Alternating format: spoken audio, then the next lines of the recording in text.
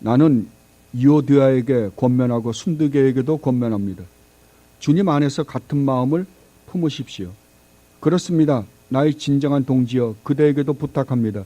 이 여인들을 도와주십시오. 이 여인들은 글레멘드와 그 밖의 나의 동역자들과 더불어 복음을 전하는 일에 나와 함께 애쓴 사람들입니다. 그들의 이름은 생명책에 기록되어 있습니다. 아멘. 사도 바울은 1장에서 3장에 걸쳐 성도라는 존재가 얼마나 대단한 존재인지, 얼마나 엄청난 축복을 받은 존재들인지에 대해서 설명하셨습니다. 그리고 3장 마지막 20절로 21절에서 결론적으로 이렇게 선포하십니다. 그러나 우리의 시민권은 하늘에 있습니다. 그것으로부터 우리는 구주로 오실 주 예수 그리스도를 기다리고 있습니다. 그분은 만물을 복종시킬 수 있는 권능으로 우리의 비천한 몸을 변화시키셔서 자기의 영광스러운 몸과 같은 모습이 되게 하실 것입니다. 아멘. 저는 이 3장 20절 21절을 읽을 때마다 정말 성도라는 사람들이 얼마나 엄청난 축복을 받은 사람들인가 다시 한번 생각하게 됩니다. 여러분들은 이 말씀을 묵상해 보셨습니까? 사도 바울은 분명히 선포를 합니다. 성도들의 시민권은 어디에 있다고요? 천국에 있다고요. 여러분들 지금 몸은 여기 살고 있잖아요. 그죠?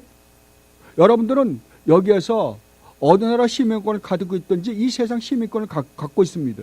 그런데 사도 바울은 뭐라 그러냐면 그 시민권은 진짜 시민권이 아니다라고 이야기하는 거예요. 우리의 진짜 시민권은 어디에 있다? 천국이라고요. 하나님 나라라고요. 여러분 한번 생각해 보십시오. 얼마나 이게 놀라운 축복입니까? 그리고 성도는 어떤 사람이다? 거기로부터, 천국으로부터 우리를 구원하실 구주 예수 그리스도가 오실 것을 기다리고 있는 사람들이다. 그러니까 성도는 이 세상을 목적으로 살아가는 사람들이 아니라 다시 오실 우리 주님을 기다리며 하루하루를 살아가는 사람들이다라고 이야기하는 거예요. 그러니까 성도가 이 세상을 무엇을 목적으로 살아가야 되는지에 대해서 분명하게 사도 바울은 설명하고 있습니다. 그리고 성도는 우리 주님이 구주 예수 그리스도가 다시 오시는 그날, 우리 주님께서 이 땅에 오셔서 십자가를 지시고 죽으시고 무덤에 묻히셨다가 3일 만에 부활하시면서 입으셨던 그 영광의 모습, 여러분 주님이 부활하셔서 입었던 영광의 모습 여러분 기억하십니까? 시간과 공간을 초월해서 다니십니다. 그죠? 제자들이 무서워서 문을 다 닫고 있는 그곳에 주님은 그냥 들어오십니다. 분명히 우리가 가지고 있던 이 육신의 몸은 아니셨어요. 주님이 처음에 오셨던 그 육신의 몸이 아니셨다고요. 제자들도 못 알아봤습니다. 돌아가시고 3일 만에 부활하셨는데도 불구하고 제자들이 못 알아봤어요. 그리고 그 몸은 언제든지 주님이 가시고 싶은데 가실 수 있는 몸이셨어요. 그러한 몸과 같은 몸을 우리에게 허락해 주셔서 다시는 고통이 없고 눈물이 없고 근심 걱정 두려움이 없는 그러한 몸, 영원히 썩지 않고 쇠하지 않는 그 몸을 입고 주님과 함께 영원히 영광된 하나님 나라에서 살게 될 그 몸을 우리에게 입혀주실 것이다. 이 몸은 지금 언젠가는 죽을 몸이잖아요. 썩어 없어질 몸이에요. 비천한 몸이에요. 그러나 우리 주님이 오시는 날 우리가 입을 몸은 그 몸이 아니다라고 사도 바울이 이야기합니다. 이것이 성도에게 주어진 놀라운 축복이다 라고 사도 바울은 결론적으로 말씀하고 있습니다. 여러분 정말 이러한 사실들 사도 바울이 빌립보서 1장에서부터 3장까지 소개한 성도의 축복이 무엇인가를, 성도라는 존재가 어떠한 존재인가를 여러분들이 정말 그걸 마음으로부터 믿는다라고 한다면 어떨까요? 우리 성도라고 하는 이 존재는 이미 주님 안에서 우리의 운명은 영광스러운 존재로 이미 선택되어 있습니다. 그 축복이 이미 우리에게 주어졌다고요. 성도의 운명은 이렇게 될 수밖에 없는 존재라고 사도 바울은 지금 말씀하고 있는 것입니다. 이것을 사도 바울이 로마서를 쓸 때 똑같이 말씀을 하십니다. 자, 로마서 8장으로 한번 가보십시다.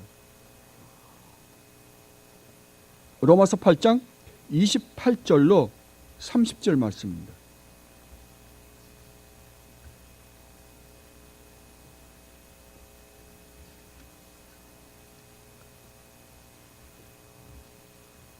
로마서 8장 28절로 30절 말씀.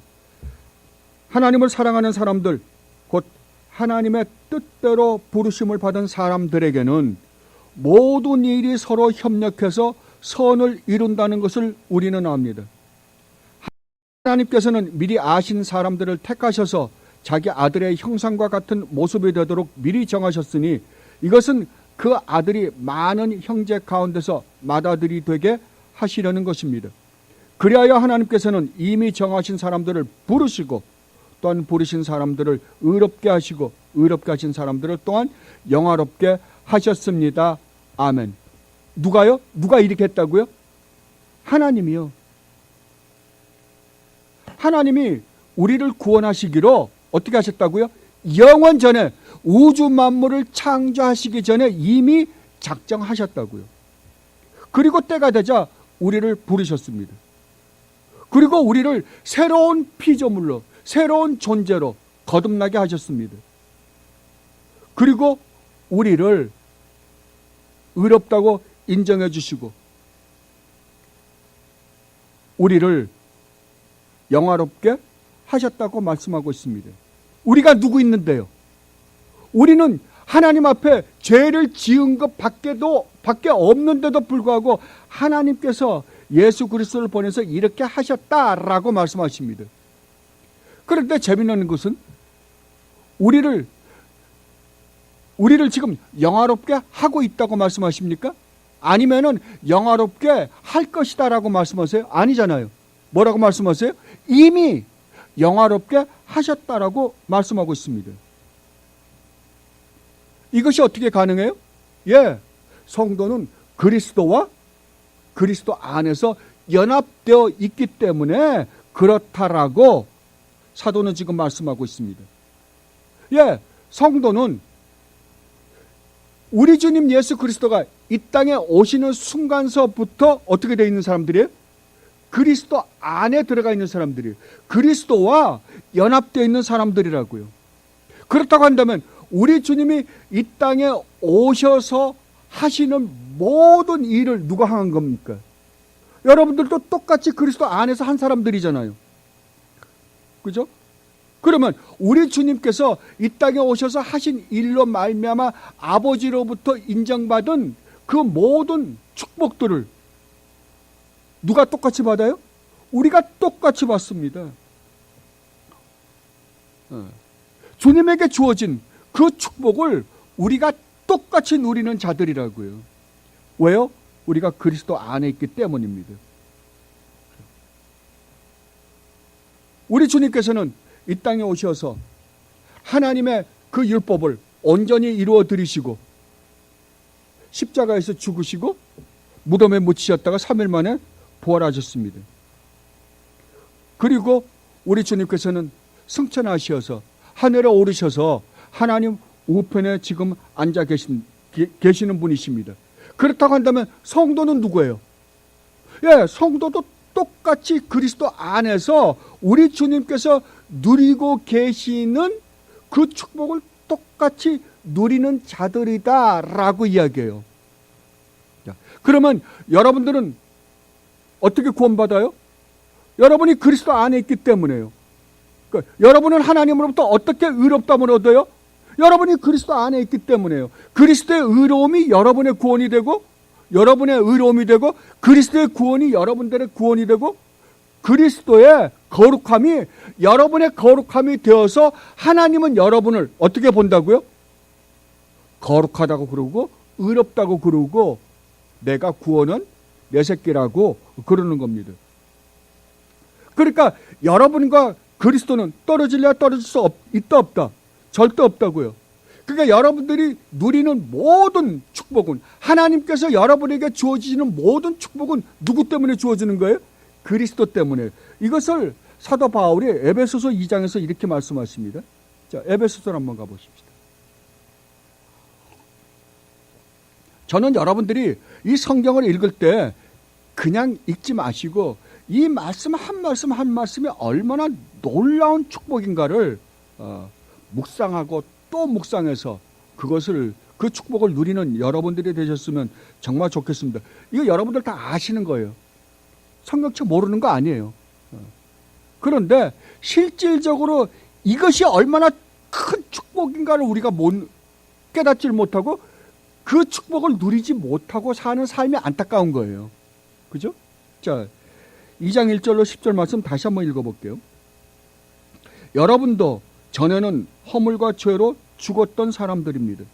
그때 여러분은 허물과 죄 가운데서 이 세상의 풍조를 따라 살고 공중의 권세 잡은 통치자 곧 지금 불순종의 자식들 가운데서 작용하는 영을 따라 살았습니다. 우리도 모두 전에는 그들 가운데에서 육신의 정욕대로 살고 육신과 마음이 원한 대로 행하였으며 나머지 사람들과 마찬가지로 날 때부터 진노의 자식이었습니다. 그러니까 여러분들이 전에 어떠한 존재들이었는지를 먼저 아는 게 굉장히 중요해요. 내가 전에 어떠한 자들이었는지를 정확하게 이해를 못하면 내가 얻은 축복이 얼마나 놀라운지를 우리는 깨닫지를 못합니다. 자, 그러니까 사도 바울이 항상 그래요. 전에 너희가 어떠한 존재였는지 아느냐? 그리고 지금 받은 축복이 얼마나 놀라운지를 설명합니다. 전에는 뭐라고요? 전에는 너희들은 태어날 때부터 하나님의 진노의 대상이었다. 진노를 받을 수밖에 없는 존재들이었다. 그러나 그리고 설명하는 거예요. 하나님은 자비가 넘치시는 분이셔서 우리를 사랑하신 그 큰 사랑으로 말미암아 범죄로 죽은 우리를 그리스도와 뭐라고요? 함께 살려주셨습니다. 여기에서 그러니까 여러분들이 바울 서신을 볼 때 가장 여러분들이 예의주시해서 봐야 되는 그 단어 중에 하나가 뭐냐면 함께 그리스도 안에서라는 의미입니다. 단어입니다. 자, 함께 살려주셨습니다. 여러분들은 은혜로 구원을 얻었습니다. 은혜란 말이 뭐예요? 나는 그러한 축복을 받을 만한 자격이나 조건이 없는데도 불구하고 하나님께서 거저 주시는 선물이잖아요. 그러니까 구원은 하나님께서 거저 은혜로 주시는 선물이라고요. 여러분들은 받을 자격이나 조건이 있었다고요? 없었다고요. 아무것도 없었다고요. 하나님께서 그리스도 예수 안에서 우리를 그분과 함께 살리시고 하늘에 함께 앉게 하셨습니다. 자, 여러분들 지금 어디 앉아 있다 그러는 거예요? 하늘에요. 우리 주님이 승천해서 하나님 우편에 앉아 계신 것처럼 여러분들도 어디 있다고요? 하나님 우편에 앉아 계신다고요. 그러면 우리 주님이 지금 하늘에서 온 우주 만물을 다스리고 계신다고 한다면 여러분들은 영적으로 지금 뭐 하고 있는 거예요? 예, 여러분들이 왕이 되어서 예수님과 함께 온 우주 만물을 다스리고 있는 자들이다라고 이야기하는 거잖아요. 이게 계시록 20장의 이야기예요. 이게 성도들이 지금 현재 왕이 되어서 왕 같은 제사장이 되어서 이 세상을 다스리고 있다라고 이야기해요. 그래서 어저번에 여러분들 그 소요리 문답 웨스트민스터 신앙급의 소요리 문답 공부하실 때 예수님의 왕직, 제사장직, 선지자직을 공부할 때 성도들도 어떻다고요? 성도들도 똑같이 예수 그리스도 안에서 왕이요, 제사장이요, 선지자라고요. 이것을 가장 잘 설명하신 분이 누구냐 그러면은 사도 베드로입니다. 사도 베드로가 베드로전서 2장 9절에서 뭐라 그래요? 성도는 왕 같은 제사장이요, 복음을 선포하는 자들이에요. 복음을 전하는 자들이에요. 예. 그래서 이 성도의 왕직과 제사장직과 선지자직을 아주 잘 설명을 하셨습니다. 그래서 지금 성도는 예수 그리스도 안에서 하늘에 영적으로는 앉아있는 자들이다 라고 지금 사도 바울이 말씀하십니다. 그것은 하나님께서 그리스도 예수 안에서 우리에게 자비로 베풀어 주신 그 은혜가 얼마나 풍성한지를 장차올 모든 세대에게 드러내 보이시기 위함입니다. 여러분은 믿음을 통하여 은혜로 구원을 얻었습니다.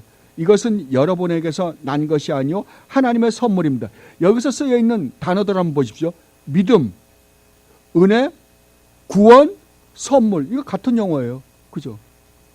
자, 믿음은 은혜다. 구원은 믿음으로 얻어요. 그런데 그 구원이 뭘로요? 믿음으로 얻지만 은혜로 온 거라고요. 하나님의 선물이라고. 이건 같은 말이에요. 그죠? 행위에서 난 것이 아닙니다. 그러므로 아무도 자랑할 수 없습니다.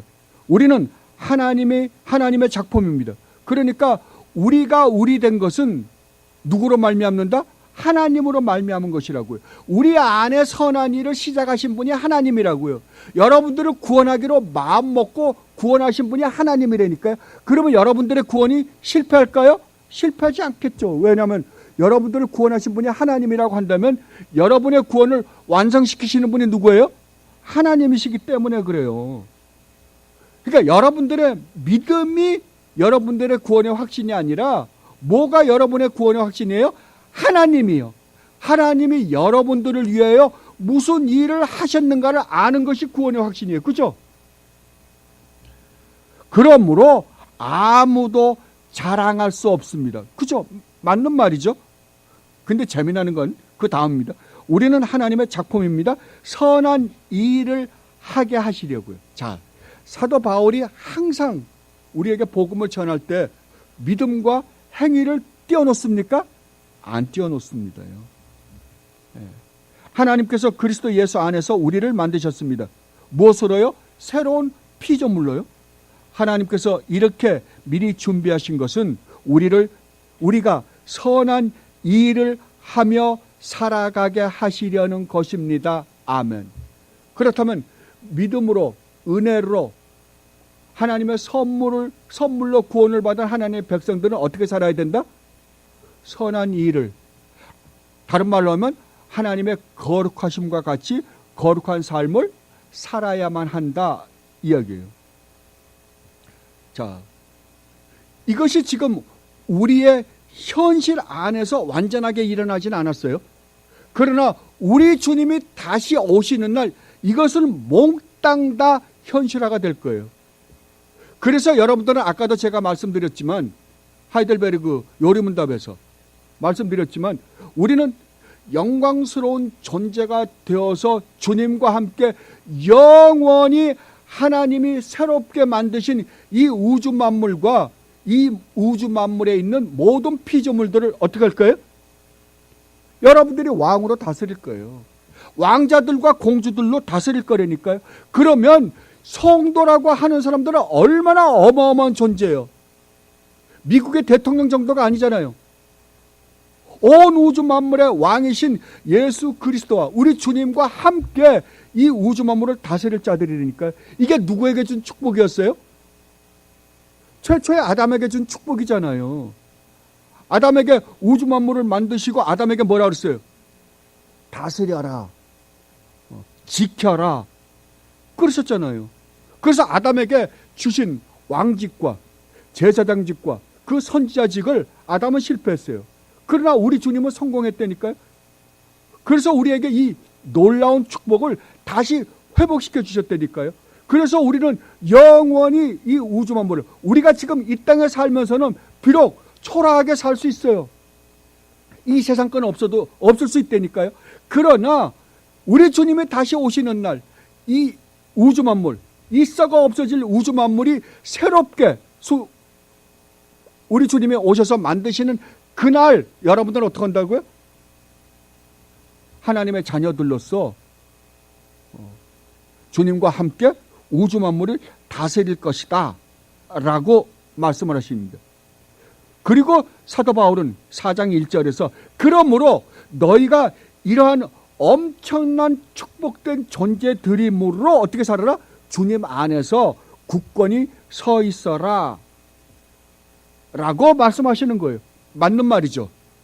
그러니까 항상 사도 바울이 우리로 하여금 이렇게 살아라 라고 명령하시는 것은 우리가 그렇게 살 수밖에 없는 존재들이기 때문에 그렇게 살라 그러는 거예요. 지난주에 우리가 살펴본 것처럼 여기서 주님 안에라는 말이 뭐예요? 주님의 절대적 주권 안에서요. 그러니까 이 우주 만물은 지금 우리 눈으로 볼 때는 각 나라의 무슨 대통령이나 어떤 국회의원들이나 이런 정치인들이 다스리는 것 같지만 실제 영적으로 보면 누가 다스리고 계신다고요?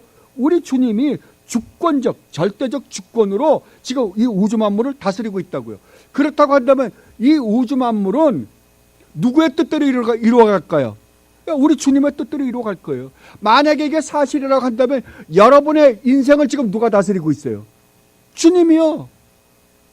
그러면 여러분들이 이 세상 정말 주님이 주권적으로 다스리고 계신다고 한다면 여러분들이 이 세상에 살면서 지금 여러분들이 형편 안에서 이런저런 어려움 가운데 있을지는 몰라요.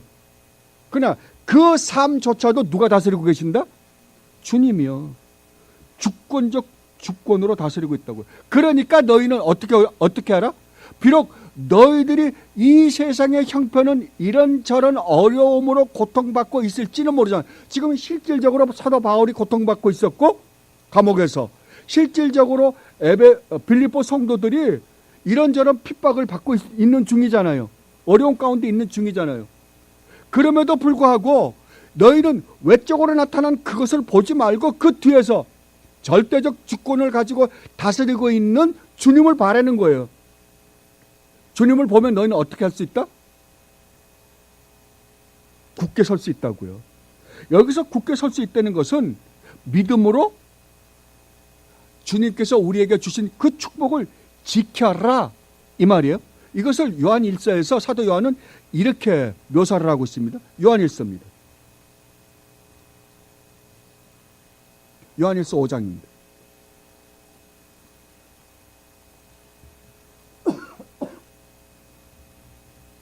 요한 1서 5장 1절로 5절 말씀입니다. 예수가 그리스도이심을 믿는 사람은 죄송합니다. 다 하나님에게서 태어났습니다. 낳아주신 분을 사랑하는 사람은 다 그분이 낳으신 이도 사랑합니다. 우리가 하나님을 사랑하고 또 그 계명을 지키면 이로써 우리가 하나님의 자녀를 사랑한다는 것을 압니다. 하나님을 사랑하는 것은 그 계명을 지키는 것입니다. 자, 하나님을 사랑한다는 것이 뭐라고요? 하나님의 계명을 지키는 거라고, 순종하는 거라고요. 하나님의 계명은 무거운 짐이 아닙니다. 왜 무거운 짐이 아니에요? 왜냐하면 이 계명이 우리로 하여금 사느냐 죽느냐의 문제가 아니라 이제는 우리가 주님으로 말미암아 구원을 얻은 자이기 때문에 이 율법은 지키기 쉽다 그러는 거예요. 하나님에게서 태어난 사람은 다 세상을 이기기 때문입니다. 세상을 이긴 승리는 이것이니 곧 우리의 믿음입니다. 세상을 이기는 사람은 누구입니까? 예수가 하나님의 아들이심을 믿는 사람이 아니고 누구겠습니까? 자, 그러면 성도는 이 세상에서 세상적인 관점에서 볼 때는 실패할 수 있어요. 그러나 성도는 절대 실패할 수가 없는 사람이다 라고 그러는 거예요. 세상을 이기는 힘이 뭐라고요? 믿음이라고요.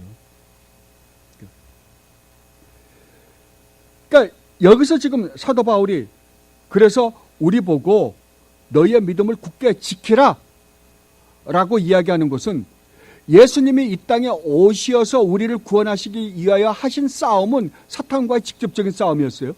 그러니까 우리 주님이 싸우신 싸움은 능동적인 싸움이에요.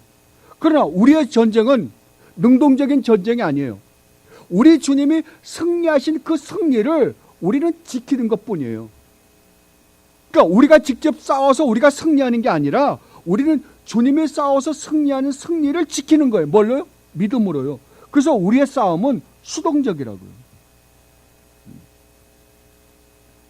사탄은 주님께서 우리에게 허락하신 이 구원을 절대로 빼앗아 갈 수가 없어요. 왜냐하면 우리 주님이 승리하셨기 때문이에요. 십자가에서 이기셨기 때문이에요. 그러나 사탄이 우리에게 할 수 있는 게 딱 한 가지가 있어요. 우리로 하여금 구원의 기쁨을 누리지 못하게는 할 수 있어요. 우리가 얻은 이 구원의 놀라운 축복을 세상적인 것 때문에 누리지 못하게는 할 수 있다고. 이게 씨 뿌리는 비유예요. 그죠? 씨를 뿌려요. 근데 어떨 때는 사탄이 채가서 전혀 열매를 맺지 못해요. 근데 어떨 때는 길거리에 떨어져요. 가시덤불에 떨어져요. 돌밭에 떨어져요. 그러니까 맛을 조금 봤는데 그 다음에 이 세상의 것으로 말미암아 열매를 맺지 못하게 한다고요. 그러니까 사탄이 우리의 구원을 빼앗아 가지는 못하지만, 여러분들 요한복음 10장에서 주님이 말씀하시잖아요. 사탄이 주님으로부터 주님의 자녀들을 빼앗아갈 수 있다 없다? 없다고요. 아버지로부터 빼앗아갈 자는 아무도 없다고요. 그러나 우리로 하여금 이 세상에서 이런저런 세상의 일로 말미암아 그 세상의 일 때문에 근심 걱정하느라고 우리가 얻은 구원의 그 기쁨을, 평안을 빼앗아갈 수는 있다고요.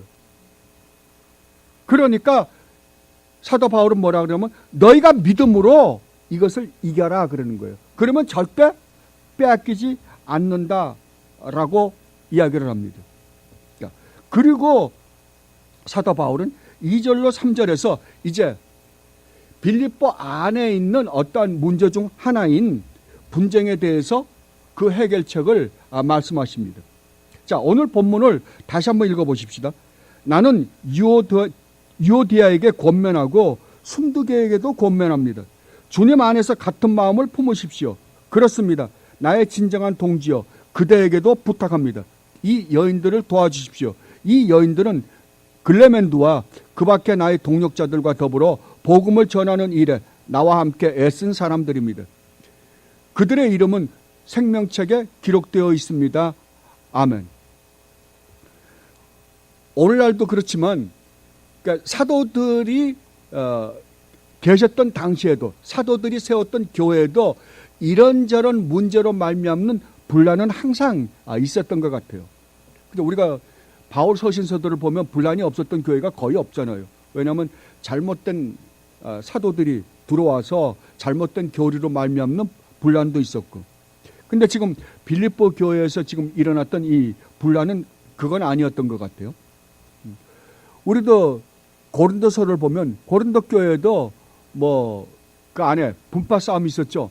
바울파다, 베드로파다, 뭐 게바파다, 아볼로파다, 아니다 나는 예수님파다, 뭐 그래가면서 싸움이 있었던 것 같아요. 왜냐하면 자기들이 자기들에게 세례를 주신 분들에 따라서 자기가 좋아하는 사람들 편을 들므로 말미암아 그 안에도 분쟁이 있었던 것 같습니다. 이것이 우리 인간이 아닌가 싶어요. 우리 인간 안에는 아직까지 이 죄를 짓고 싶어하는 성향이 있기 때문에 비록 우리가 구원을 받았다고는 하지만 사도 바울이 로마서 7장에서 말씀하시잖아요. 우리 안에는 아직까지 이러한 죄악된 성향이 있기 때문에 온전히 이 세상에 사는 동안은 이 죄로부터 완전히 자유스럽지는 않은 것 같습니다. 그래서 우리는 우리 자신이 누구인가를 알고 매일매일 회개하고 자신을 죽임으로 말미암아 거룩한 싸움을 매일매일 해야 할 것입니다. 그래서 사도 바울도 그러죠. 나는 매일매일 죽노라고요. 매일매일 죽이는 싸움을 하는 겁니다. 그래서 칼빈이 이렇게 이야기했어요. 매일매일 죽고 사는 것을 칼빈은 성화다라고 이야기를 했습니다. 그런데 우리가 교회 안에서 분란을 일으키는 사람들 보면 지금 빌립보 교회도 마찬가지입니다. 사람들은 믿음이 적거나 예수를 처음 믿은 사람들은 아닙니다. 대개 교회에서 분란을 일으키는 사람들 가만 보면 어떤 사람들이 일으켜요? 믿음이 좋다고 하는 사람들, 교회 안에 중추적인 역할을 하는 사람들이 거의 교회에서 분란을 일으키는 모습을 우리는 봅니다. 이 빌립보 교회도 예외는 아니었죠. 누구였어요? 유오디아와 순두계라는 여자들이었어요. 근데 이 여자들의 이름을 사도 바울이 거론을 합니다. 왜냐하면 이 여자들이 그 당시에 이 빌립보 교회에서 상당한 위치에 있었던 사람들인 것처럼 보입니다.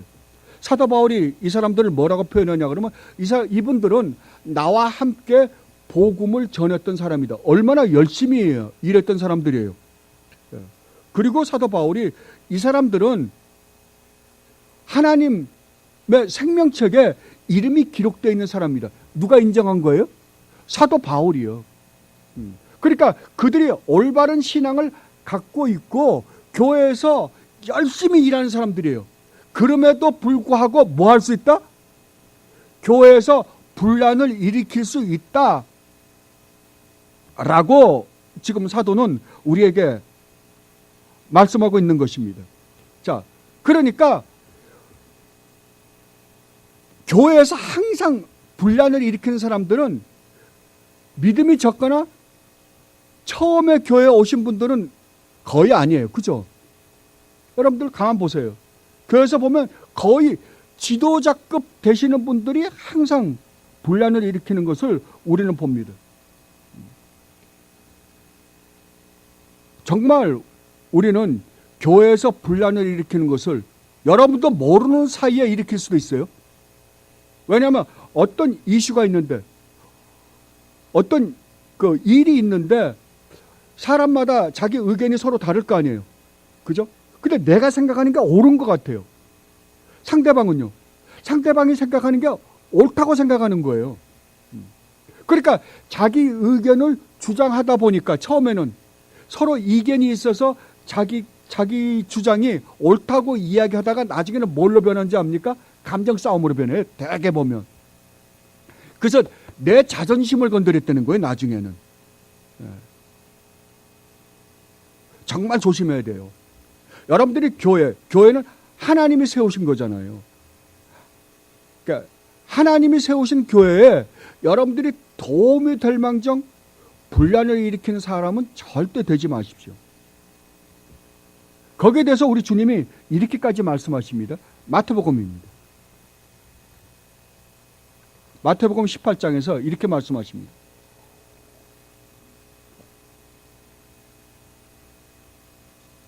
18장 6절입니다. 6절 말씀.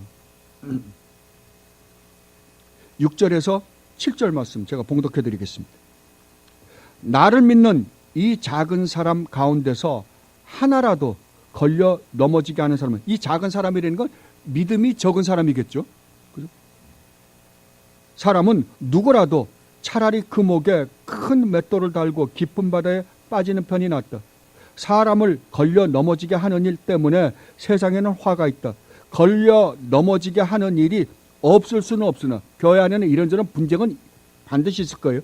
그러나 걸려 넘어지게 하는 일을 일으키는 그 사람에게는 화가 있다. 그러니까 그러니까 교회 안에 이런저런 분쟁이 없을 수는 없다. 그러나 네가 그 당사자는 되지 마라 이 이야기잖아요. 지금 주님이 이건 하지 마십시오. 여러분 한번 생각해 보십시오. 우린 지금 빌립보서를 읽고 있습니다. 사도 바울이 빌립보에 있는 어떤 분쟁에 대해서 지금 이야기를 하고 있어요.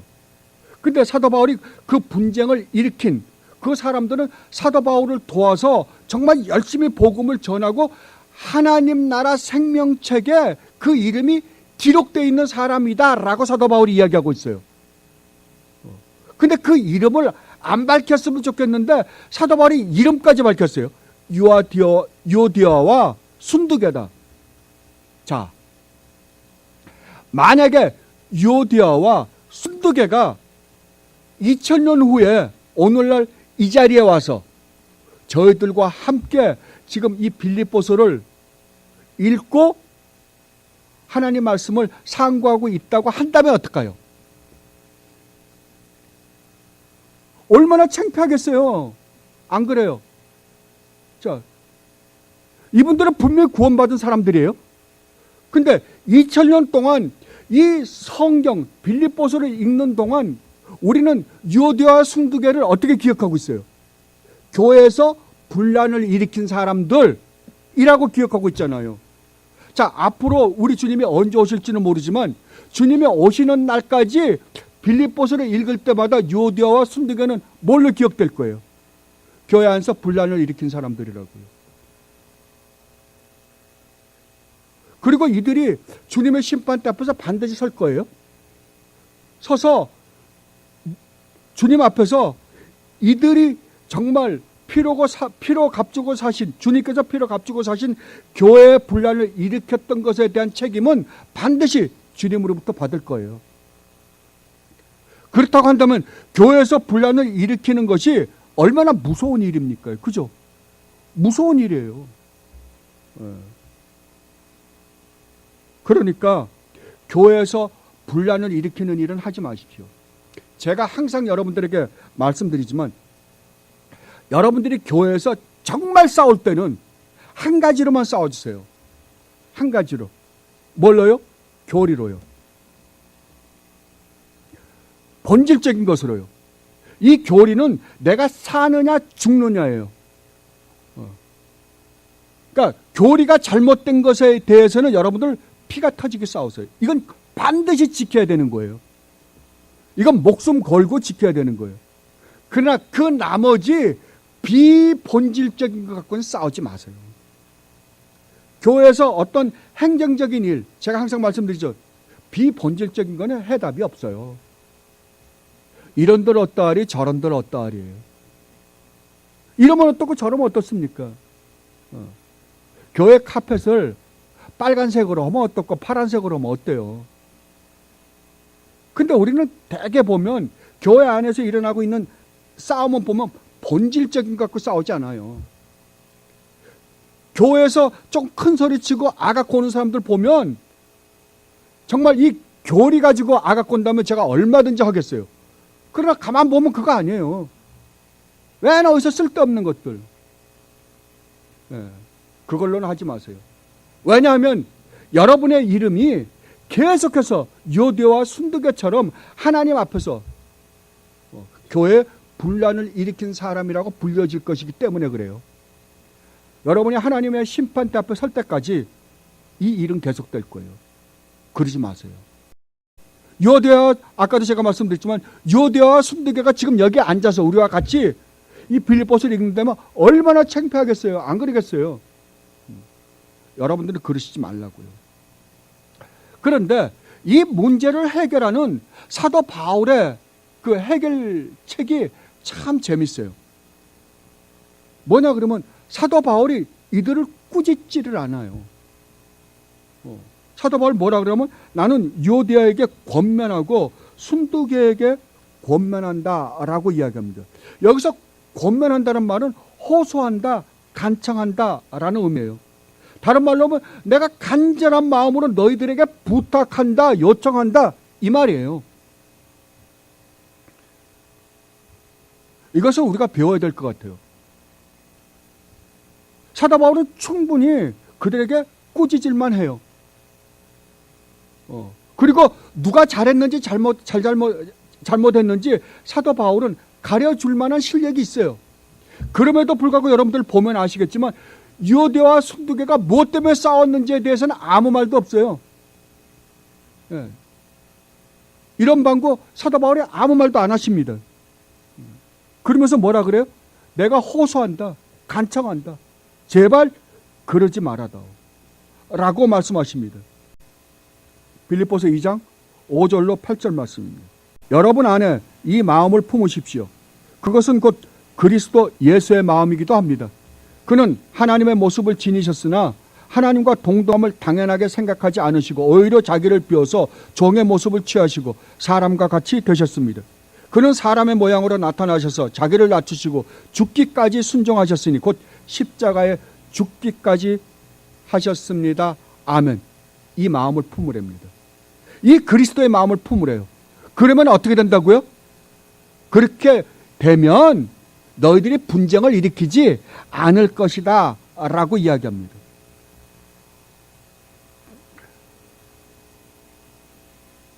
사도 바울은 이 분쟁, 교회 안에서 일어나는 분쟁을 해결하는 방법은 누가 잘했네, 잘못했네, 잘못을 가리는 게 아니라 근본적인 해결책은 너희가 다시 한번 예수 그리스도를 묵상하라 라고 이야기해요. 예수 그리스도가 누구이시며 그 성자 하나님이 그 영광된 보좌를 뒤로 하시고 이 땅에 왜 오셨으며, 오셔서 정말 말도 안 되는, 죄가 하나도 없으신, 영원전부터 영원히 거룩하신 그 하나님이 왜 인간의 몸을 입고 오셔서 십자가를 지실 수밖에 없으셨는지, 십자가를 지시고 부활하심으로 말미암아 너희들에게 주어진 이 구원의 축복이 얼마나 놀라운 것인지를 너희가 다시 한번 묵상하고 깨닫게 될 때 너희는 어떻게 한다? 싸우지 않을 것이라고. 쓸데없는 거 가지고 너희들이 티격태격하지 않을 거라고요. 잘났다고 큰 소리 치지 않을 거라고요. 이것이 해결책이라고 사도 바울은 말하고 있어요. 여러분, 항상 생각하십시오. 여러분이 교회에서 어떤 불만이 생기려고 하면, 내가 어떤 사람에게 불만이 생기려고 하면 여러분 이걸 생각하십시오. 예수님을 묵상하려니까요. 묵상해서 정말 나 같은 걸 구원하게 하여 이 땅에 인간의 몸을 입고 내려오신 그 주님의 은혜와 사랑을 생각하라고요. 그래서 만에 하나라도 내가 서글픈 일을 당했는데, 내가 서글픈 일을 당했다고 그 이야기를 함으로 말미암아 교회가 조금이라도, 주님이 피로 값주고 사신 교회가 조금이라도 상처를 입을 것 같으면 주님이 얼마나 마음 아파하실까를 생각하고 하지 말라고요. 끊으러. 그러면 여러분들이 어떻게 할 수 있다? 안 할 수 있다고요. 우리는 말로는 예수님의 은혜, 사랑, 자비 이야기하는데, 정말 이야기할 때는 뭐라 그러냐 그러면, 나는 그런 걸 보고는 못 참아. 나 원래 성격이 그래.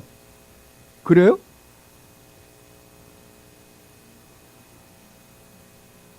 예. 여러분 정말 십자가를 매일매일 묵상하십시오. 여러분들이 아무리 교회에서 억울한 일을 당한다 하더라도 여러분을 구원하기 위하여 이 땅에 오신 예수님만큼 억울한 일을 당하신 분은 없으십니다. 여러분이 아무리 이 세상에서 모욕을 당한다 하더라도 우리 주님처럼 모욕을 당하신 분은 없습니다. 여러분 얼굴에 침뱉음을 당해보진 않았죠. 그죠? 예수님은 침뱉음을 당하셨어요. 귀싸대기를 맞으시고, 뒤통수를 맞으시고, 머리를 얻어맞으시고, 채찍으로 맞으시고, 머리에 가시면류관을 쓰시고. 누구 때문에요? 여러분 때문에. 여러분 구원하겠다고요. 근데 그 구원을 받았다고 하는 사람이 뭐라 그러는 거예요 지금? 나는 이건 못 참아요? 그건 있을 수 없다는 거죠. 그 사도 바울은 잘잘못을 따지지 않아요. 누가 잘했는지 잘못했는지를 따지지 않는다. 거기에 대해서는 이런 방구 아무 말도 없어요. 뭐라고 이야기해요? 너를 구원하기 위하여 오셔서 십자가를 지신 예수님을 생각해라. 그 마음을 품어라 라고 말씀하십니다. 그리고 두 번째로 뭐라 그러시냐 그러면은, 교회가 그 사람들이 같은 마음을 품을 수 있도록, 예수님의 마음을 가질 수 있도록 도와주라 라고 이야기합니다. 이것은 여러분 한번 생각해 보세요. 교회에서 두 사람이 서로 이런저런 서로가 다른 의견 때문에 다툼이 있다고 치자고요. 왜 교회 싸움이 커집니까? 편짜기 때문에 그러죠. 편들어서 그래요. 편만 안 들면 싸움이 커지지 않을 거예요. 근데 우리는 누가 옳고 누가 틀렸다고 편을 자꾸만 드니까 나중에 싸움이 커져버리는 거예요. 이러지 말라 그러는 거예요, 사도 바울은. 뭐라 그래요? 교회는 그거 하지 말고. 사도 바울이 안 하잖아요. 누가 옳고 그른지 말 안 하잖아요. 교회는 그들이 한 마음을 가질 수 있도록, 다른 말로 하면 그들이 예수님이 그들에게 베푸시는 은혜와 사랑이 얼마나 놀라운 것인가를 깨달을 수 있도록 도와줘라 라고 그래요. 그 일을 하라고요. 계속해서 주님의 그 복음을 상기시켜 주라고요. 그 일을 하려니까 교회는. 그러면 싸우지 않을 것이다 라고 이야기합니다. 그리고 세 번째로 사도 바울이 우리에게 주는 그 교회 안의 분쟁을 해결하는 해결책 중에 하나는 그 당사자가 바로 내 마음을 아프게 하고 내 마음을 갈기하게 찢어놓는 그 사람이 나와 영원히 하나님 나라에서 함께 살 하나님의 생명책에 그 이름이 기록되어 있는 사람이다 라는 것을 생각하라는 거예요. 여러분 한번 생각해 보십시오. 여러분을 조금 마음 아프게 하신 분이 계세요. 그래서 확 한번 엎어봐. 이런 생각을 했다가도 정말 그 사람이 우리 주님이 이 땅에 오셔서 그 엄청난 희생을 치르고 구원하신 영원히 하나님 나라에서 나와 함께 살 형제 자매라고 하면 어떡할까요? 한 발 뒤로 물러나겠죠. 저는 교회 안에서 제일 안타까운 게 그거예요. 말로는 형제 자매라 그래요. 근데 실질적으로는 아니라니까요. 실질적으로 현실에 나가면 아니에요. 교회 안에 있을 때와 밖에 있을 때가 완전히 달라요. 아니에요. 정말 그러시지 말라고요. 여러분이 정말 이 복음, 성경이 말하고 있는 이 복음을 믿으시는 분들이라고 한다면 여러분들은 정말 영원히 함께 살 예수 그리스도를 하나님을 아버지라고 모시고 살 진짜 형제 자매들이라니까요. 진짜 형제 자매들이에요. 그러면 그 형제 자매들이 힘들고 어렵을 때 여러분들 어떻게 돼요? 여러분들의 것을 나눠야 되는 사람들이에요.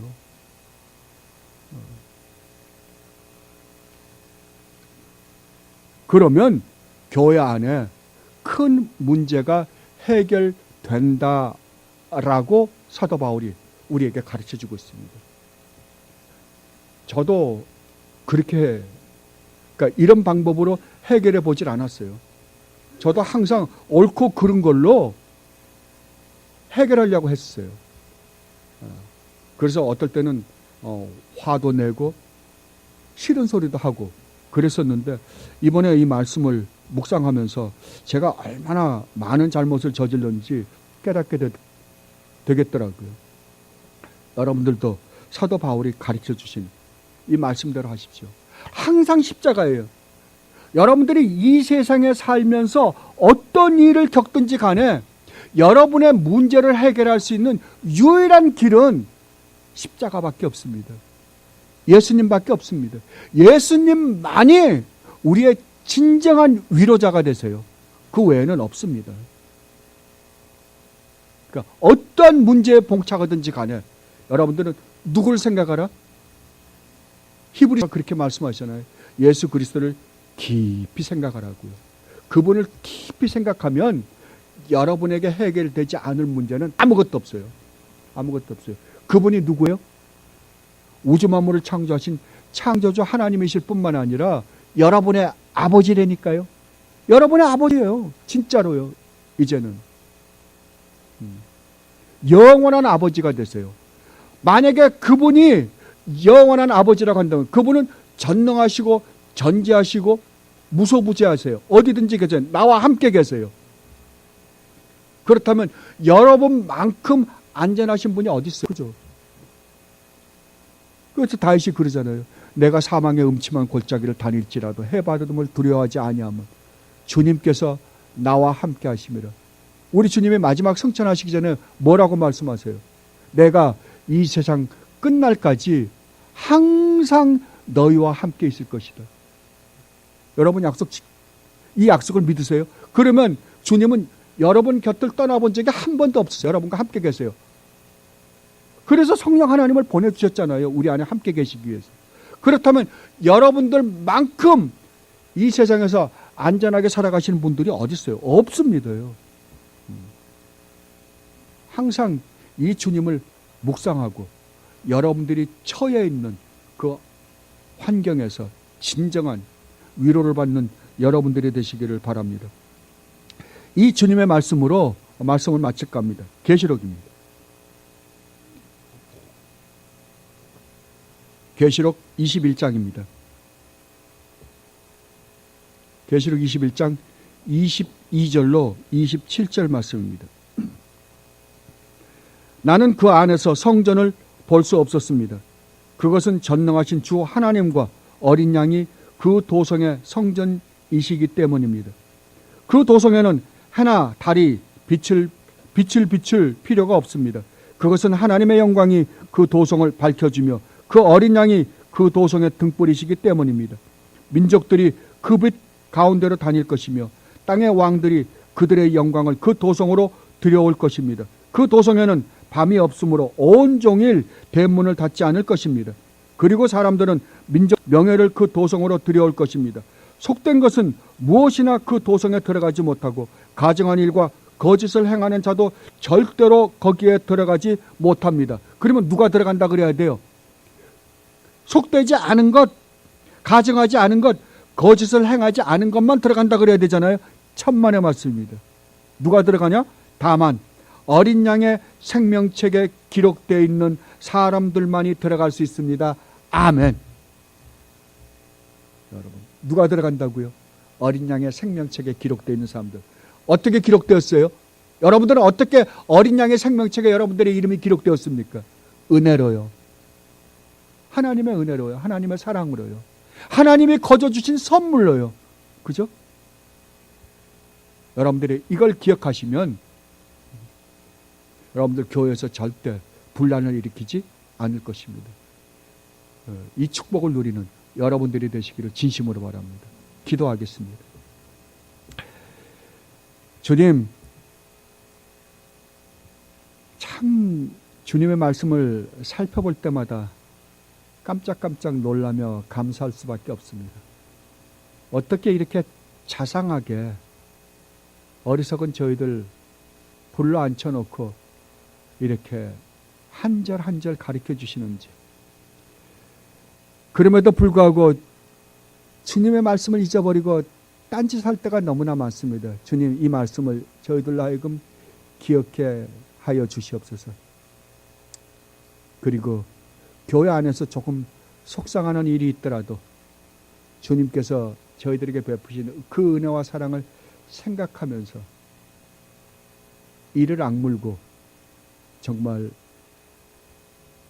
주님이 기뻐하시는 이 교회를 만드는 데 최선을 다할 수 있는 저희들이 되게 하여 주시옵소서. 그리하여 정말 주님으로부터 오는 기쁨과 평안을 누리며 사는 주님의 귀한 자녀들이 되게 하여 주옵소서. 감사하며 우리 주 예수 그리스도 이름으로 기도드리옵나이다. 아멘.